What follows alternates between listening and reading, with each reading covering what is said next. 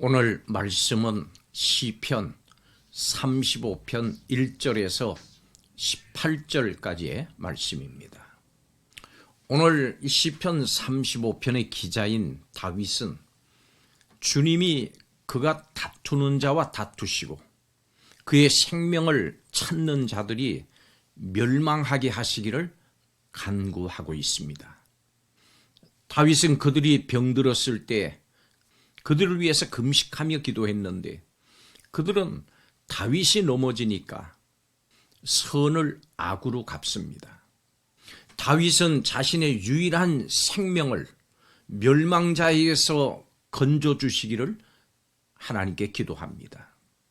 다윗은 불의한 증인들이 그의 영혼을 외롭게 합니다마는 그들에게 형제를 대하듯이 그들을 또한 기도로 품었습니다. 세상을 살면서 우리는 여러 다양한 사람들을 만납니다. 그들 중에는 좋은 사람도 많지만 우리에게 해를 입히는 사람들도 있습니다. 또 악의를 품고 우리를 계속해서 괴롭히거나 억울하게 만드는 사람들도 있습니다. 우리는 그런 사람들을 어떻게 대해야 할까요? 오늘 시편은 사람들로 인해서 고난과 어려움을 당할 때 어떻게 해야 하는지를 가르쳐주고 있습니다. 오늘 말씀에는 다윗이 당하는 고통이 있습니다. 다윗이 여호와께 간절히 구하는 것은 그를 치는 대적들에 대한 하나님의 심판입니다. 그 사람들은 악의를 품고 다윗을 죽이려고 했습니다. 잘못도 없는 다윗을 넘어뜨리기 위해서 그물을 치고 웅덩이와 함정을 팠습니다. 거짓되고 불의한 증언으로 그를 궁지에 몰아넣습니다. 그런데 더 기가 막힌 것은 그들이 과거에 다윗의 호의와 은혜를 입었던 자들이라고 하는 사실입니다. 다윗은 그들을 친구나 가족같이 가까이 대했고 그들이 어려움에 빠졌을 때 금식하면서 그들을 위해서 기도했습니다. 그런데 그들은 악으로 선을 갖고 있는 겁니다. 다윗이 넘어지자 오히려 기뻐하면서 조롱하고 공격한 것입니다. 이런 상황에서 다윗이 느낀 그 심적인 고통이 얼마나 컸을는지 쉽게 짐작할 수 있습니다. 다윗은 당장이라도 목숨이 끊어질 수 있다는 위기감에 휩싸여 있습니다. 아무 죄도 없이 모함을 당해서 궁지에 몰린 상황이 몹시 원통하기도 했을 겁니다. 마음을 다해서 선하게 대했던 그런 사람들에게 배신을 당하고 조롱당하는 현실에 억울함과 또 분노를 주체할 수도 없었을 겁니다. 이 정도까지는 아니지만 우리도 주변 사람들의 비난과 조롱, 이유 없는 적대감, 모함과 배신 등으로 고통을 당하곤 합니다. 이럴 때 우리는 어떻게 해야 될까요? 첫째로 하나님을 신뢰하는 기도를 드려야 합니다. 그 속에서도 하나님을 신뢰해야 합니다. 그렇게 억울하고 원통한 상황에서 다윗이 취한 행동은 여호와께 모든 상황을 낱낱이 아뢰고 그의 대적들을 심판해 달라고 하나님께 구하는 것이었습니다. 다윗은 직접 대응하거나 보복하는 방법을 선택하지 않고 하나님의 손에 모든 것을 맡깁니다. 자신의 억울함을 낱낱이 하나님께 아뢰고 호소합니다. 이런 호소는 하나님을 향한 다윗의 신뢰의 믿음의 그 기초를 두고 있습니다. 다윗은 하나님만이 원수를 능히 물리치시고 자신을 그 속에서 구원해 주실 수 있는 분임을 굳게 믿었습니다. 가난하고 궁핍한 자를 강한 자와 노력하는 자에게서 건지시는 공의의 하나님을 신뢰했습니다. 그래서 그 하나님께 자신을 구원해 달라고 그리고 대적들을 멸망시켜 달라고 간절히 구했습니다. 여러분, 고난이 찾아올 때 내가 누구를 진정으로 의지하는지를 알 수 있습니다.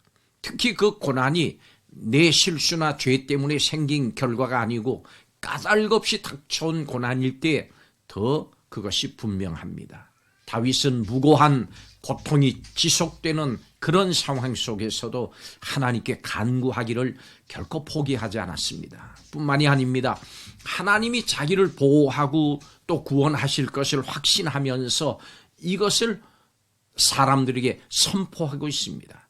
대적들의 멸망을 구하는 다윗의 기도는 하나님이 내 편이시고 나를 지켜주신다고 하는 확신을 드러냅니다. 어떤 상황에서도 우리는 하나님만 바라보고 도움을 구하면서 구원을 소망할 수 있습니다.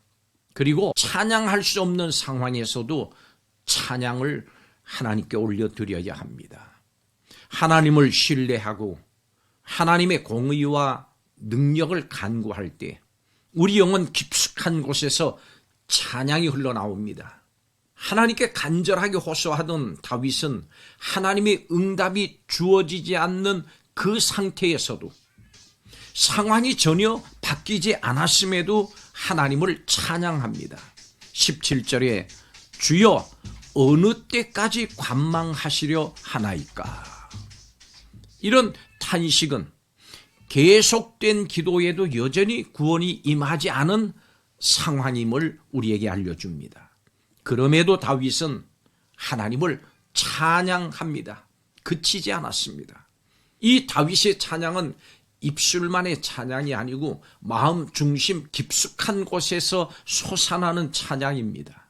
조건에 따라서 드리는 찬양이 아니라 또 그치는 찬양이 아니라 그럼에도 불구하고 드리는 찬양입니다. 응답하실 것을 확신하고 드리는 찬양입니다. 찬양할 수 없는 상황에서도 찬양을 드리십시오. 이러한 찬양의 고백이 하나님을 기쁘시게 하고 우리의 믿음을 더 굳건하게 합니다. 다윗은 이유도 없이 그를 모함하고 위증하는 원수들에게 지혜롭고 그리고 의롭게 반응했습니다. 다윗은 대적들에게 욕하면서 분풀이를 하지도 않았고 무턱대고 울분을 억누르기만도 하지 않았습니다. 그들의 불의에 대해서 마음으로나 행동으로나 섣불리 보복하려고 나서지 않았습니다. 오로지 하나님을 찾아서 그 하나님 앞에서 자신의 상황을 탄식과 간구로 아뢰었습니다. 하나님 앞에서의 탄식, 하나님 앞에서의 간구였습니다. 하나님의 공정한 심판을 다윗은 간구했습니다. 원수 갚는 일이 하나님께 달려있음을 다윗은 받아들이고 그 모든 일들을 하나님께 맡겼습니다. 하나님을 믿는 성도라고 해서 저절로 선하고 또 거룩한 백성이 되는 건 아닙니다. 매 순간 선택하는 마음가짐, 말, 행동을 통해서 내 진짜 모습이 나타납니다. 억울한 일을 당했을 때 속 시원하게 보복하고 싶은 마음을 내려놓는 결단이 필요합니다.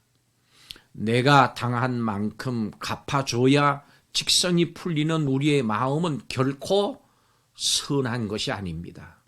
우리가 직접 원수를 갖고 보복하려고 할 때 또 다른 악, 더 큰 악을 쌓는 것이 될 뿐입니다. 하나님이 우리 대신 갚아주실 겁니다. 이 사실을 확실히 믿는다면 오직 하나님께 우리의 억울함을 호소할 수 있습니다. 다윗처럼 하나님께 내 편이 되어달라고 요청할 수 있습니다. 하나님께서 내 편이 되어주실 때 원수들의 심판과 우리의 구원을 바랄 수가 있습니다. 내 편이신 하나님께 모든 것을 아뢰고 잠잠히 기다리는 것이 하나님을 신뢰하는 성도들의 바른 모습입니다. 성도 여러분, 기억하십시오. 사람들로 인해서 당하는 어려움에서 벗어나는 길은 하나님께 나가는 것뿐입니다. 그 외에는 다른 길이 없습니다. 하나님께 억울함을 호소하고 탄식하면서 그 하나님의 구원을 간구하는 겁니다. 하나님을 믿고 간구할 때 우리의 마음속에 하나님에 대한 확신과 찬양이 솟아납니다. 성도는 어려움과 억울함 가운데 빠졌을 때 내 편이신 하나님의 도움을 구하고 하나님이 도와주실 것을 확신을 하고 또 모든 사람에게 선포할 수 있어야 합니다. 하나님은 성도의 편이십니다. 여러분의 편이십니다. 내 편이십니다. 기도하겠습니다. 무고하게 억울함을 당할 때 연약한 자를 도우시는 하나님, 성도들의 편이신 내 편이신 하나님, 우리의 약함과 힘든 상황들이 하나님의 강하심을 맛볼 수 있는 기회임을 믿습니다. 우리 성도들의 편이 되셔서 우리와 다투는 자와 대신 싸우시는 하나님을 신뢰함으로 선을 악으로 갚는 원수 앞에서도 악을 선으로 갚는 믿음의 용기를 보이게 하여 주옵소서. 우리도 어떤 상황에서도 내 편이신 주님 편에 서는 성도들이 되게 하여 주시옵소서. 감사드리며 예수님의 이름으로 기도하옵나이다. 아멘.